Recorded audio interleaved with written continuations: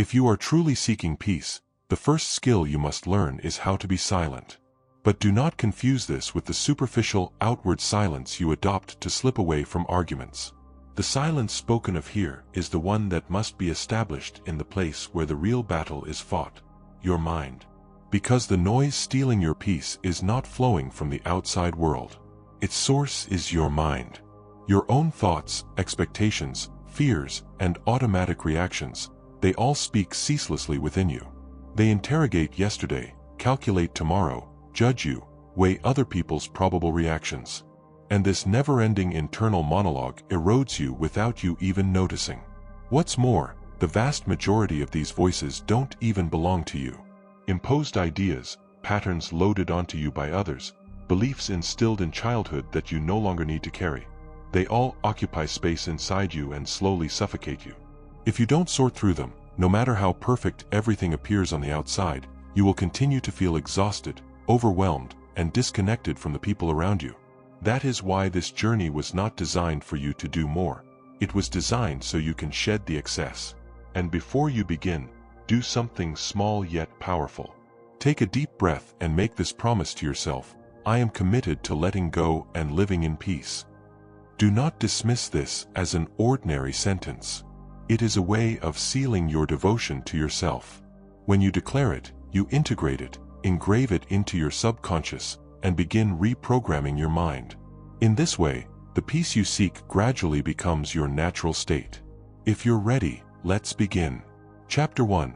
Stop being an extra on someone else's stage. Live for yourself. Life flows in a relentless stream of noise. But the greater part of that noise does not belong to you.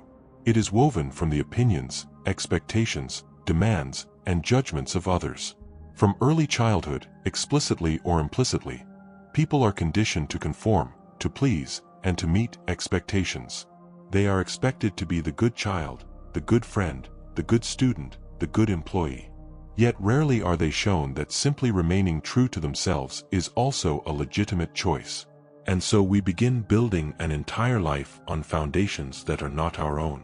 We choose careers to harvest our family's approval. We take on certain roles so as not to disturb others. We say yes when we should say no. We smile when we want to cry.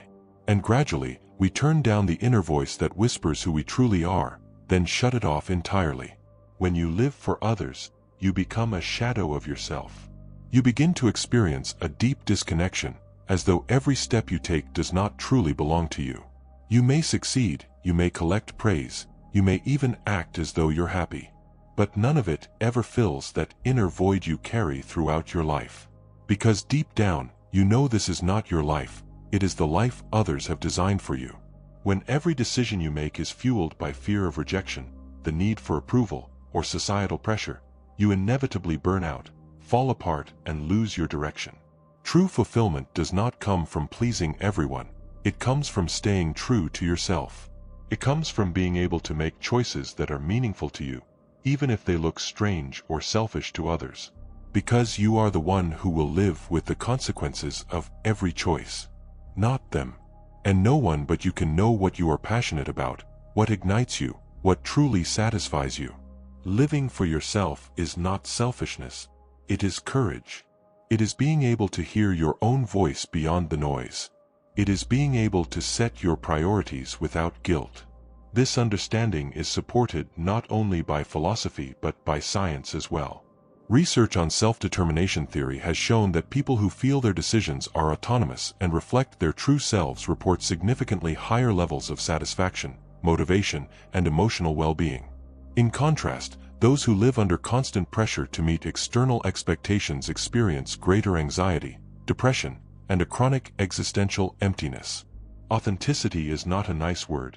It is mental health, it is balance, it is life itself. And it begins with a radical honesty. You must look in the mirror and ask, am I truly doing this for myself or for others? Do I genuinely want this, or have I been convinced that I should? Get a journal for these questions. Write down your current goals and examine each one. Where did this goal come from? Does something stir inside me when I think about it? If not, that goal needs to be revisited. because continuing to pour your energy into a path that isn't yours is a quiet betrayal of yourself. So make room for the things that truly move you. Maybe it's something small, painting again, learning a language, traveling alone, changing careers. The size or subject of the step doesn't matter. The only thing that matters is this, that it belongs to you. Every small act of authenticity is another brick in the construction of a real life. And when you begin living this way, everything transforms. You breathe more deeply, sleep more peacefully, make clearer decisions. You realize that you don't need to please everyone to feel worthy of love. Simply being yourself is enough. Remember the reminder from Marcus Aurelius, it is not events that disturb us, but the meanings we attach to them. And Epictetus said, it's not what happens to you that matters, but how you respond to it. What determines your path is not what others expect of you. It is what you choose to do in the face of those expectations. It is the courage to say, this is my life, and I will live it according to my own principles, not someone else's. When this shift begins, the weight on your shoulders lightens. Your energy flows toward the things that grow you instead of toward fitting in with others. And within that authenticity lies something no external validation can ever provide, true peace. Chapter 2. Silence the executioner in your head. Transform the destructive inner voice. There is a voice in your mind. A voice that ceaselessly whispers that you are not good enough, that you will fail, that you are lacking, that you are bound to stumble somewhere. No matter how familiar it sounds, it is not actually yours. It is the accumulated echo of years of conditioning, fears inherited from others, criticisms, and misunderstandings. This inner voice tries to control the present with the frequency of the past. If you do not notice it, name it, and transform it, you will unknowingly sabotage your own path. Self-sabotage is not a concept, it is a devastating reality. It prevents you from taking action, extinguishes your dreams, and pulls you back when opportunities knock at your door. Its most dangerous quality is this: it wears disguises. It dresses up as realism. It appears as caution. It wears the mask of humility. It tells you, better not to try. You'll embarrass yourself. Don't get your hopes up. That goal is too much for you. You're not as capable as you think. And most of the time, you listen to it. You believe it. Because it has been speaking inside you for so long that you don't even question it anymore. But these thoughts are not truth. They are merely a narrative. And like any narrative, they can be rewritten. Changing this dialogue inside your mind is not a preference. It is a necessity. Every negative thought you allow to grow is a seed you plant for your own destruction. And those seeds eventually sprout as insecurity, fear, anxiety, and paralysis. But in the same way, you can also choose to empower yourself with positive thoughts. You can rebuild your subconscious by constructing sentences that support you. This is not about empty phrases repeated in front of a mirror. It is about building an entirely new relationship with yourself, one that holds respect, compassion, and trust. Neuroscience supports this as well. It has been proven that positive self-talk creates tangible effects in the brain. Studies show that regularly practiced affirmations lower stress levels, boost self-confidence, and reinforce a person's sense of self. The brain regions associated with positive thinking and self-evaluation become activated. What begins is not merely words, but a genuine process of neural restructuring. Because whether real or imagined, it makes no difference. Whatever you whisper to yourself from within becomes your reality. And this restructuring does not require complex techniques or hours-long rituals. It requires only consistency, only determination, only this choice. From now on, I will listen to the voice of my purpose, not the voice of my fear. Heed Seneca's words well. There is no one more cowardly than the man who would rather stay hanging forever than risk the fall. A practical exercise. When a negative thought arises, first stop. Don't suppress it. Don't deny it. Simply notice it. Say, there it is again. Then speak the following sentences aloud to take its place. I am doing the best I can, and that is enough. I deserve to move forward even when I'm afraid. I trust myself. Write these sentences down, save them as reminders on your phone, repeat them, and feel them. Not because they are magical, but because with every repetition, you are retraining your mind. Over time, these small actions create great transformations. You begin making clearer decisions, taking bolder steps, judging yourself less.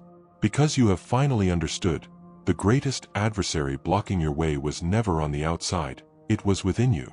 And in the same way, the greatest resource that will empower you is also standing right there, inside. Remember Marcus Aurelius's words, "Dig within."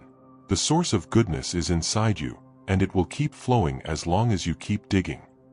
A truly wise person does not destroy themselves, because they know that their inner peace determines the meaning they give to life. And the meaning they give to life is shaped by the thoughts they choose. In the end, we become what we think. When you change your thought patterns, you change your destiny. You begin walking not with "I can't," but with "I will try." Your mind becomes not a burden, but a support. And then you understand, what stood in your way was never an obstacle, it was the path itself. Your mind is no longer a prison, it becomes your freedom. Chapter 3, Silent Vampires. Remove the people who are draining you from the inside. Some people who enter your life elevate you. They inspire, nourish, and encourage you to reach a better version of yourself. But others do the exact opposite. They consume you. Not because they are bad people, but because their energy, the way they interpret the world, and their attitudes in relationships no longer align with the person you want to become. And this is not a detail you can keep ignoring. Every conversation that leaves you exhausted, every invitation you attend only out of obligation, every relationship where you constantly struggle to carve out space for yourself, all of these cost you your time, your clarity, and most precious of all, your peace. Because you did not come into this world to please everyone. You are here to grow, to transform, and to build a meaningful life. And for that, you must learn to choose who and what you share your energy with. The truth that is hard to accept is this. There may be people in your life whom you love, with whom you share a history, with whom you have memories. But these are not sufficient reasons for them to remain in your circle. Because not everyone enters your life to stay forever. If you surround yourself with people who constantly generate conflict, who feed on complaining, who are addicted to drama, something inside you dies with every interaction. On the surface you are talking, but no one is truly listening to anyone. There is no room for your growth. On the contrary, you feel diminished. The same applies to the activities you engage in. You are busy, but you are not progressing. Your calendar is full, but your soul is empty. In the name of feeling productive, merely to avoid confronting the silence, you clutter your day and perpetually postpone what truly matters. Removing certain people from your life does not mean hating or judging them. It is an awareness. Your energy and time are finite, and giving your most valuable resources to everything that does not contribute to you is sabotaging your own growth. Setting boundaries is an act of self-love. It is saying, I deserve to be in environments that respect me, nourish me, and elevate me. If something or someone is doing the exact opposite, walking away is not just your right, it is your responsibility to yourself. If you don't protect your own energy, no one will do it for you. And this is not merely an emotional matter. Social psychology research has shown that individuals who remain in consistently conflictual or negative relationships exhibit elevated cortisol levels. These individuals display greater fatigue, lower life satisfaction, and more intense symptoms of anxiety and depression. Your social circle affects not just your mood but your biology. Start with a simple exercise. Take a sheet of paper and write down the names of the people you spend the most time with. Then for each one, ask this question: how do I feel after spending time with this person? Lighter, inspired, or exhausted, tense, and drained? Apply the same evaluation to your daily habits. Where are you pouring your time? Which habits do you maintain simply because you're used to them, unable to quit even though you know they contribute nothing? How many things do you endure just because it would be rude not to? Everything that isn't growing you is holding you back. And you don't have to cut everything out all at once. Start with small boundaries. Spend less time with those who drain you. Pay less attention to what adds nothing. Spend less energy on the noise. Make more room for what is truly valuable. Redirect your energy with conscious choices. Marcus Aurelius writes, "The soul takes on the color of its thoughts." But it could also be said, the soul takes on the color of your relationships, your environments, and the small decisions you make every day. A wise person who wants to protect their center knows to be nourished by what feeds them and to keep distance from what depletes them. They do not get swept up in the chaos of others, because their inner balance is a non-negotiable priority. When you begin doing this, you feel the difference immediately. You wake up lighter in the mornings. Your decisions become clearer. You feel less depleted throughout the day, because you are no longer fighting battles that aren't yours. Your energy returns to you, and with it comes strength, peace, and clarity. Chapter 4. The shared fate of everyone who says, "I'll start tomorrow." Stop procrastinating.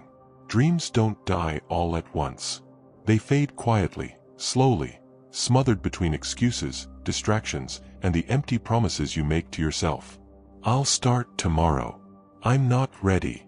"The time hasn't come yet." These sentences become habits without you even noticing. Before you know it, years have passed, but you are still in the same place. Still dreaming, still waiting, still not starting.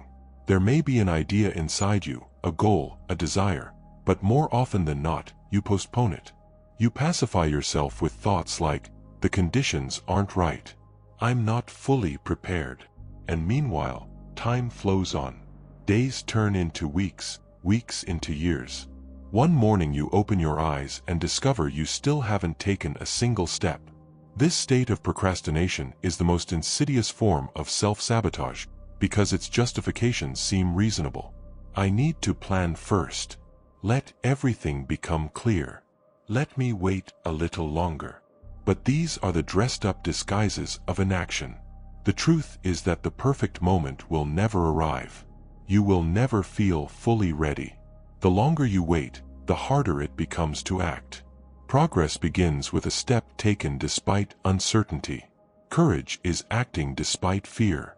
And motivation is born from action, not before it. Every time you say, "later," you engrave this message into your mind: "I'm not ready for this. It's not that important.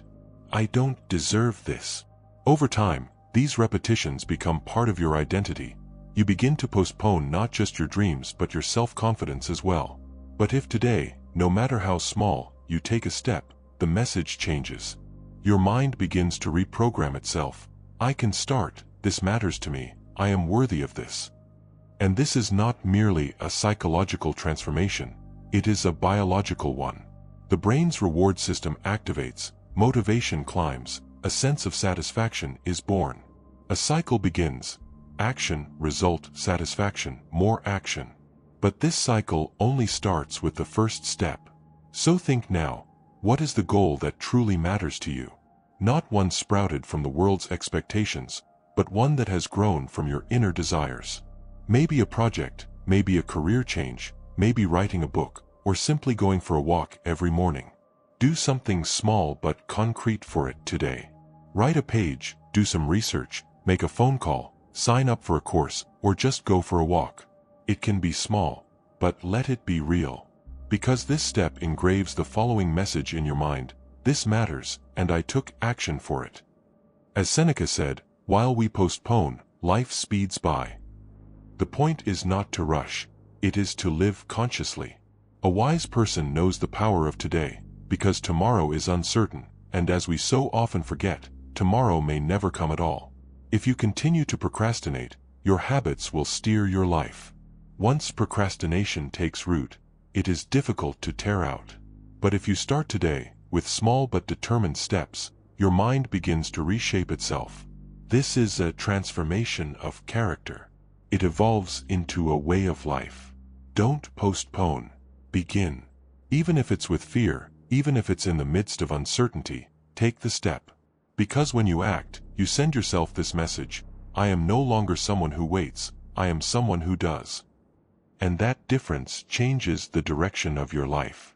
Chapter 5. A cage with an open door. abandon the toxic comfort of the victim role. Many people are convinced from early childhood that they are victims. They grow up believing they have been sacrificed to their family's decisions, society's expectations, and events from the past. Over time, this idea hardens into an unquestioned reality in their minds. It is no longer they who sit at the helm of their life, but external circumstances. On the surface, this thinking appears innocent. Saying, "It's not my fault," provides short-term relief. It postpones taking responsibility, temporarily soothes the pain. But in the long run, it creates serious damage.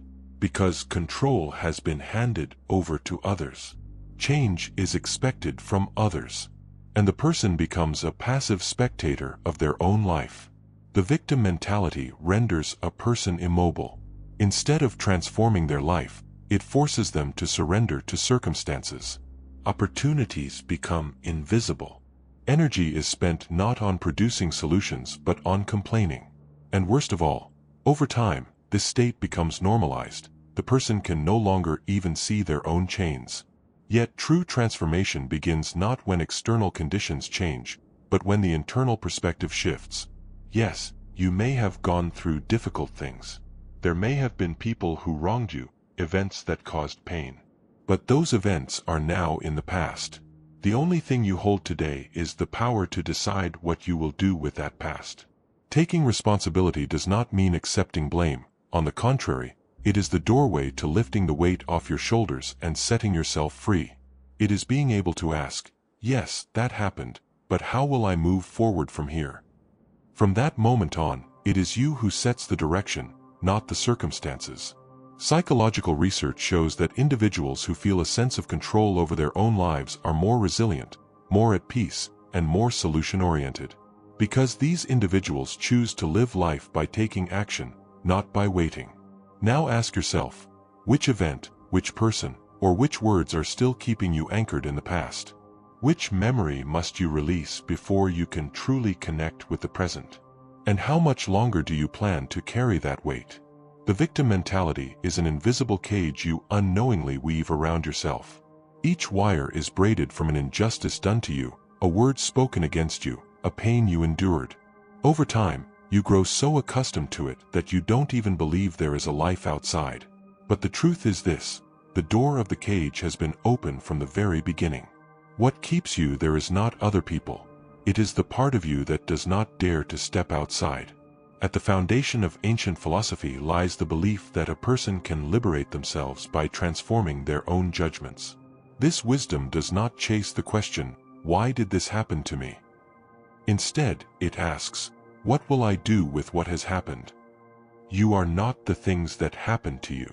You are who you became coming through them. And from today onward, instead of being defined by your pain, you can be defined by what you did with it. Being a victim is easy. It keeps you free from responsibility but brings no growth. Taking responsibility is challenging, yes, but it grows you, it liberates you. It allows you to anchor your life not in other people's behavior but in your own choices. Yes, there will be difficult times again. Life will test you again. But you will no longer look at those tests with the same eyes, because you are no longer a passive spectator, but a person charting their own course. You carry not the weight of the past, but the power of the present. And that difference doesn't just change your life, it fundamentally changes you. Chapter 6. Tearing down your own house while staring at someone else's storefront. Stop comparing. No matter where you look today, someone's life is on display before your eyes. On social media, you see only achievements, happy moments, and goals reached. As you scroll, ideal bodies, flawless relationships, brilliant careers, and fairy tale lives line up in front of you. And without realizing it, you begin comparing your own life to these images. Why am I still not there? Why don't I look like that?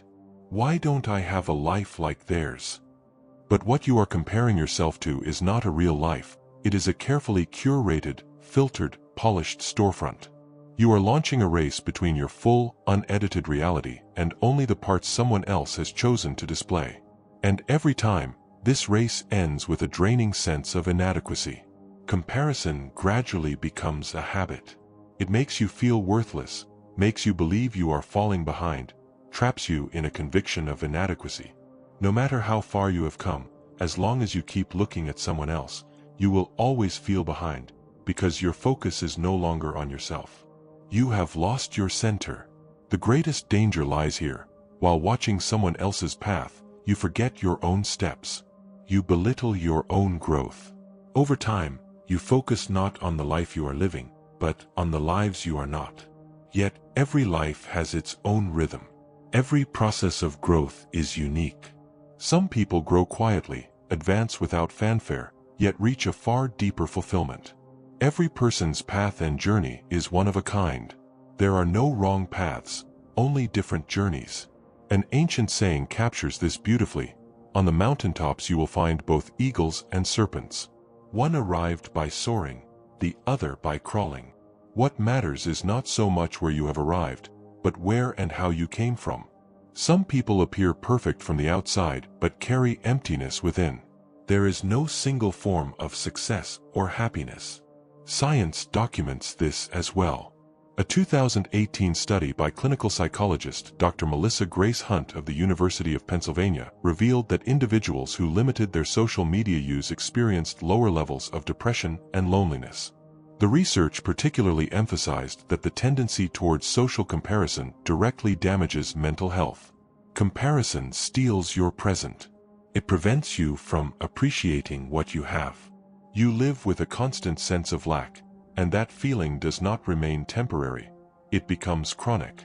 But when you turn back to yourself, you begin to appreciate every step you have taken, every experience you have gained, every effort you have shown.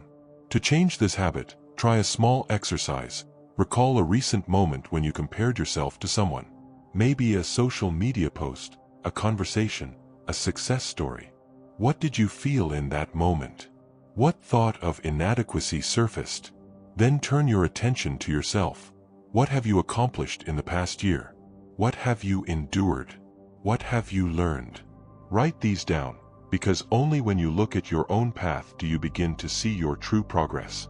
The only person you should compare yourself to is who you were yesterday. Marcus Aurelius says, "The happiness of your life depends on the quality of your thoughts." Comparison fills your mind with negative thoughts. You constantly feel inadequate, perpetually late, always lacking. When you shift your focus to your own process, the voice of comparison fades and the voice of acceptance and inner peace grows louder. At that point, a profound shift occurs. You are no longer lost on someone else's path. You see your own steps, chart your own direction, and most importantly, you are not competing with anyone. Because you have begun to appreciate your own process, your own timing, and your own meaning. And in that moment, you are free. This life exists not to resemble someone else's, but to belong to you. Chapter 7. The emptiness behind the mask of hustle. Stop the obsession with constant busyness. Some habits look like virtues from the outside, but quietly consume you from within. Chief among them is the state of being perpetually busy. Society taught us that idleness is laziness, and that constantly being occupied with something makes you valuable. If your calendars are full, if your to-do list never ends, if you are busy with something at every moment, that makes you more successful. But in reality, most of the time this is nothing more than an escape. In Seneca's words, "To be everywhere is to be nowhere." Many people who are busy are not truly productive. They drift from one task to another on autopilot. Throughout the day they chase countless things, but when evening comes, they have no clear sense of what they accomplished, because most of what they did was directionless, purposeless, and disconnected from their inner needs. And here is the most dangerous part. Being constantly occupied with something is often armor used to flee from inner silence. Emotions you don't want to think about, truths you don't want to face, voids you don't want to acknowledge. All of these surface only when you stop. If you never stop, that confrontation never happens. Have you ever asked yourself, am I truly progressing, or am I just pretending to move?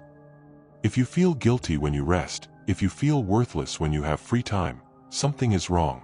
True productivity is not achieved through constant motion, but through meaningful motion. And meaning only emerges when you stop and think, when you listen to your inner voice. Scientific research confirms this as well. Chronic stress, sleep disorders, burnout, and a decline in life satisfaction have been observed in individuals who live with a constant sense of intensity and insufficient rest. This is not merely an emotional issue, it is mental and physical deterioration. The solution is knowing how to stop. It is choosing to slow down and creating conscious spaces for yourself to do absolutely nothing. In those moments, simply thinking, walking, or taking a deep breath is enough. Turning off your notifications, opening gaps in your calendar, going outside without a plan, none of these are luxuries. On the contrary, they are a mental necessity. The ancient philosophers measured the value of life not by how much work you did, but by how and for what purpose you did it. Seneca's words express exactly this. It is not that we have a short time to live, but that we waste much of it. At the end of the day, the real question is not whether you did a lot of work, but what your work added to you and how much it helped you grow. Is it truly moving your life forward, or is it merely there to fill mental voids? Sometimes the only way to move forward is to stop. And some questions can only be heard in silence. Give yourself permission to break free from this cycle. Stop, take a deep breath, make space for your mind to settle. Because true clarity does not emerge in perpetual hustle, it emerges in stillness. And real peace is not hidden at the bottom of a to-do list, it is tucked inside those simple yet mindful moments spent doing nothing at all. Chapter 8. The Silent Collapse of the Applause Addict. Stop being dependent on others' approval. We spend a great portion of our lives waiting for approval. We want someone to tell us, "Well done," to appreciate what we've accomplished, to confirm that we're on the right track. This is not merely a like or a round of applause, it transforms into an external validation that our very existence is valuable. And over time, our identity is shaped by this outside approval. Isn't that what we've been taught since childhood? Be a good kid, listen to your teachers, make the family proud, don't upset anyone. What we think begins to matter less than what others expect of us. As a result, we start living not as who we are, but as who we feel obligated to be. This state poisons life without you noticing. A life dependent on others' approval is like being under constant surveillance, asking, "What will they think?" before every step, every decision. Over time, this question drowns out your own voice, your true desires, your inner voice, even your dreams. The most painful part is this: even when you receive the approval, it's never enough. Because that approval was never directed at the real you. What was admired was the version of you that they wanted. Meanwhile, inside, you have transformed into someone else entirely. This contradiction eventually leads to a deep dissatisfaction, even an identity crisis. True freedom is being able to make your own decisions without needing anyone's applause. It is trusting your own intuition, your values, and your inner voice. When you abandon the search for approval, you may feel alone at first, but over time, you begin to recognize the inner peace that comes from staying true to yourself. This peace is far more lasting than any temporary applause. Psychological research supports this as well. Individuals who are capable of self-validation are more authentic, more creative, and more emotionally balanced, because they determine their actions based on their own values, not on others' expectations. Now think, what was the last decision you made solely to avoid disappointing someone? How many times did you say yes when you wanted to say no? Which part of yourself did you suppress just so others would approve of you? And most importantly, if the need for external approval didn't exist, what kind of life would you choose? Epictetus says, "If you want to be invincible, do not enter contests in which victory is not in your control." Other people's opinions, reactions, and expectations are not within your control. But how much you value yourself, how faithful you remain to your inner voice, that is entirely in your hands. A wise person lives not by applause, but by inner consistency. They find direction not through approval, but through virtue. And this inner balance is stronger than any noise the outside world can produce. Stop seeking approval. Trust your own decisions. Own your choices. Because what you will eventually realize is this: you are already enough. What you need is not to prove it, but to remember it. Chapter 9. Trying to warm yourself by a fire that has already gone out. Let go of the weight of guilt and regret. Guilt is that low hum gnawing at you from the inside, even when everything on the surface appears fine. At the end of the day, when you lie down in bed and your mind goes quiet, it begins to speak, and turns the night into a courtroom. I wish I hadn't done that. I shouldn't have said that. What would have happened if I had acted differently? This inner interrogation sits in your chest like a stone. You go back and pick at what happened, over and over again. But these replays do not change the past, they only consume the present. Regret chains your mind to the past, and without even realizing it, you begin living with that chain. You walk, but you cannot move forward. You are alive, but you cannot connect, because your mind is still there. Inside a scene that ended long ago. The feeling of guilt often masquerades as a fair punishment. The thought takes hold, if I'm suffering, maybe I'm making amends. But this is an illusion. Guilt does not repair what happened, it only causes you to remain stuck in place. True healing begins not with burdening yourself, but with awareness and action. You are no longer the person who made that mistake. You made a decision with whatever awareness you had at that moment. But now you are far beyond that level of awareness. That is why you must not punish yourself with who you were, but transform yourself with who you are today. Regret poisons not only memories but opportunities as well. When you remain fixated on what happened, you cannot make room for what is new. Your mind is full, your heart is full. Every, if only you direct it yourself, is another link in the chain shackling your progress. Real change begins not with punishment, but with compassion. And that compassion must first be shown to yourself. Forgiving yourself is not ignoring the mistake. On the contrary, it is taking responsibility for it, learning from it, and deciding to carry it no longer. It is being able to say, that was the best I could do at the time. From now on, I will choose better. Scientific research makes this clear.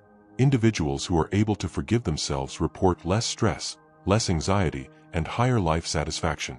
Forgiveness is one of the most effective ways to cleanse yourself of emotional toxins, and this cleansing improves not only your relationship with the world, but your relationship with yourself. Now close your eyes and think of a moment you still feel guilty about. Which decision, which words, which behavior still holds you? Look at that memory, but this time without judgment, only with understanding. What did you feel? What did you learn? And now give yourself permission to release that weight. I forgive. I let go. I have learned, and I am moving on. This sentence is not merely a repetition, it is the beginning of a transformation. Repeat it internally, write it down, even speak it aloud. However you do it, breaking that chain is in your hands. Seneca says, to grieve over the past is like trying to warm yourself by a fire that has already gone out. The past will not change, nor will the tears shed for it make today any better. But if you carry that experience as a lesson, then it begins to serve your life. You are no longer the mistakes you made in the past. You are the lessons you drew from them. You are a version of yourself that grew through them, that became more conscious, more solid. And this version focuses not on regret, but on progress. Stop punishing yourself and start making decisions that illuminate your path. Because inner peace does not come when everything is fixed, it comes when you decide to forgive yourself. Chapter 10, A Ship Rotting in the Harbor. Stop the habit of short-term thinking. The motto "live in the moment" sounds liberating, but more often than not, it quietly turns into a trap. Because a mind that only thinks about today gravitates toward easy pleasures, it chooses what feels good right now but pays a heavy price in the long run. Today you eat unhealthily because you felt like it. You skip exercise because you're tired. You make unnecessary purchases because you deserve to treat yourself. But as these choices repeat, they silently shape your life, and one morning you wake up to find yourself in a place you never wanted to be. Thinking short-term means making every decision on impulse. You are busy, but you don't know why you're working. You produce, but you experience no inner satisfaction, because you have no direction. Thinking long-term, on the other hand, means weighing every decision with intention. It means choosing lasting meaning over fleeting pleasure. For a wise person, this is the foundation of a virtuous life. Living in the moment does not mean forgetting the future. It means transforming today into a conscious tomorrow. Science supports this as well. Individuals who are able to delay instant gratification are more resilient, more balanced, and more successful, because they build their lives not on momentary reactions but on consistent habits. Ask yourself, who do I want to be 5 years from now? Are my current habits taking me there? Take a small but intentional step every day. Exercise today, make a healthier choice, draw up a plan. These small steps, over time, determine who you become. True freedom is not doing whatever you want. It is knowing what grows you and living accordingly. This is the most valuable gift you can give yourself. Now imagine, you have a ship. The course is set, the map is in your hands. But every day you say, I'll set sail tomorrow. Every day, postponing a little more, waiting a little longer, you stay at the shore. Let the storm pass. Let the wind be favorable. But no ship ever reaches its destination by rotting in the harbor. Life is the same way. Every step you postpone causes the potential inside you to rust, and after a while, you can neither remember the course nor why you set out on this journey in the first place. Or think of it this way. You hold a violin in your hands. You don't yet know how to play, but there is a melody inside you. You hope to play it someday, but every day you wait, saying, I'll start tomorrow. Over time, the strings loosen, the wood cracks, and the melody inside you slowly fades. Yet if you had played just one note, with that very first sound, that inner music would have begun to awaken. Consider it from yet another angle. Your mind is a field. What you plant, when you plant it, how you tend it, all of this determines what you will harvest. If you only sow seeds of thought but never take action, nothing but weeds will grow in your soil. But the moment you plant a seed, no matter how small, that soil stirs and life begins. Because action is the only fertilizer, the only water, the only light that makes your mind flourish. The flow of life should carry you not to the shore, but to the center. But that doesn't happen by wind alone. You are the one who must raise the sails, and the one who must change course. And the moment you take a step, that is when you begin to remember your own strength. Thinking is only a spark, but the fire ignites when you decide to walk. Remember the words of Epictetus, what you fear hurts you before it even arrives. And when it does arrive, it either destroys you or transforms you. Do not suffer twice from fear. A mind that does not act becomes the grave of its own potential. Now don't stop. Stay true to your course, and set sail.